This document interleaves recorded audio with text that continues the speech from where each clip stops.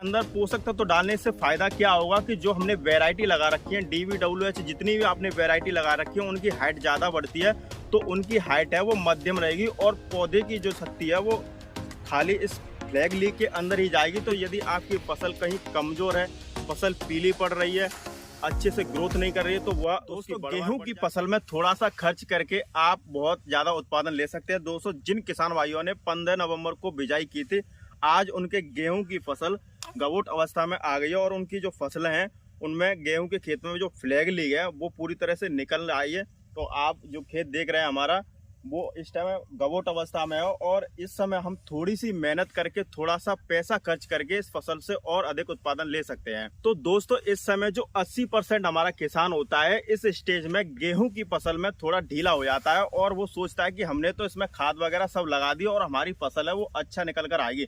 लेकिन मैं आपको यहाँ पर बता दूं, आपकी जो फसल है वो आगे चलकर कमजोर आएगी और उसके जो कल्ले निकलेंगे वो काफी कमजोर निकलेंगे। तो इस समय पर जो 20% ऐसे किसान भाई हैं जो गवोट अवस्था में अच्छा खाद लगाकर अच्छा उत्पादन ले जाते हैं, तो आप ऐसी गलती ना करें।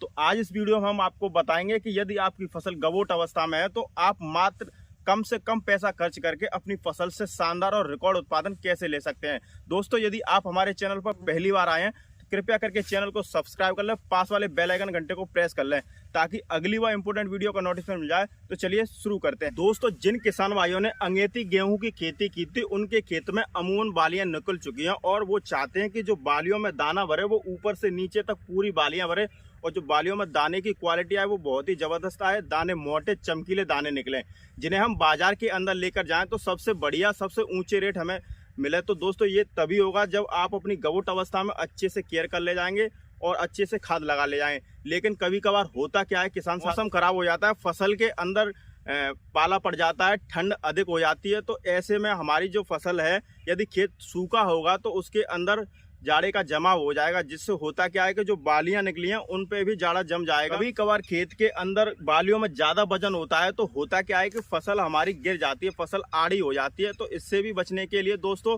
जब खेत सूखा है उस टाइम यदि अंतिम सिंचाई करें तो बहुत ही जबरदस्त होगा।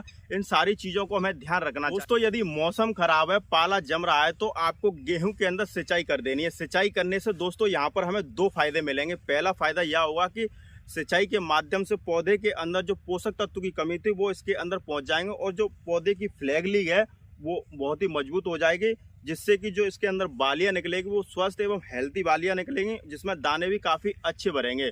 दोस्तों जिन किसान भाइयों ने अंगेती गेहूं की बुआई की थी, उनके लिए यदि उनकी फसल है वो 55 से 60 दिन की हो चुकी है तो वो अपनी फसल के अंदर एक PGR का इस्तेमाल कर सकते हैं। PGR मतलब प्लांट ग्रोथ रेगुलेटर का इस्तेमाल कर सकते हैं। इस समय पर यदि आप प्लांट ग्रोथ रेगुलेटर का इस्तेमाल करेंगे तो दोस्तों आपकी फसल के अंदर चमत्कारी फायदे देखने को मिलेंगे। पहला फायदा तो यह होगा दोस्तों, यदि आपकी फसल कहीं कमजोर है, फसल पीली पड़ रही है, अच्छे से ग्रोथ नहीं कर रही है, तो वह उसकी बढ़वार बढ़ जाएगी और दोस्तों फसल के अंदर समय से पहले बालियां नहीं निकलेंगी और जो बालियां निकलेंगी वो अपने सही समय पर निकलेंगी, एक समान खेत के अंदर बालियां निकलेंगी।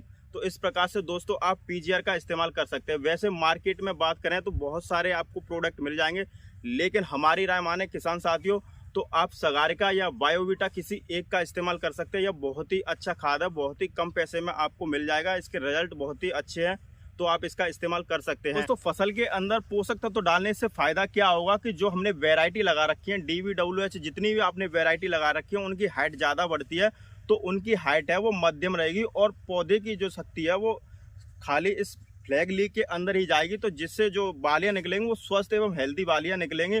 और दोस्तों अब हम बात करते हैं गवोट अवस्था के अंदर हमें किस खाद का प्रयोग करना चाहिए। दोस्तों गवोट अवस्था के अंदर यदि आप NPK 05234 का स्प्रे करोगे ना तो एक तरह से देसी घी का काम करेगी फसल के अंदर। इस टाइम आप NPK 05234 का इस्तेमाल करोगे तो इसके अंदर फास्फोरस पोटेशियम दोनों पाया जाएगा और फास्फोरस पोटेशियम क्या करेगा कि इसकी जो तना है ना उसको बहुत ही ज़्यादा मजबूत कर देगा और पोटेशियम दोस्तों जो पौधे की जड़ें हैं उसको मजबूत करेगा और में जो हमने पहले इसमें जो पोषक तत्व हमने लगाए थे वो जमीन के अंदर बेकार पड़े हैं ना, उसे भी दोबारा से एक्टिव कर देगा, जिससे कि जो पौधा है और ही ताकतवर तरीके से चलेगा और इसके उत्पादन पर भी आपको फर्क देखने को मिल जाएगा। तो आप इस टाइम NPK 05234 का इस्तेमाल कर सकते हैं। बात करें इसकी मात्रा की दोस्तों, तो आप इसकी मात्रा ले सकते हैं 1 kg प्रति एकड़ के हिसाब से आप इस्तेमाल कर सकते हैं और 100 से 150 लीटर पानी में घोल बनाकर अच्छे से स्प्रे कर दीजिए और इसके रिजल्ट है ना वो आपको 8 से 10 दिन के अंदर दिखाई देने लग जाएंगे। तो NPK 05234 के साथ आपको एक और खाद का इस्तेमाल करना है, जो भी आपको कम पैसे में मार्केट के अंदर मिल जाएगा। तो दोस्तों हम बात कर रहे हैं बोरॉन के बारे में।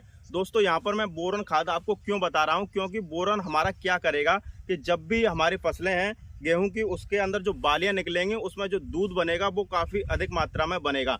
क्योंकि बोरॉन होता क्या है कि जो परागण की क्रिया होती है फूल से दाना बनने में बहुत ही अहम भूमिका निभाता है। तो आप बोरॉन को भी ऐड कर सकते हैं। बोरॉन की मात्रा भी आपको लगभग 150 से 200 ग्राम तक आपको इसकी मात्रा रखनी है और NPK 05234 के साथ मिलाकर आप इसमें स्प्रे कर दीजिए।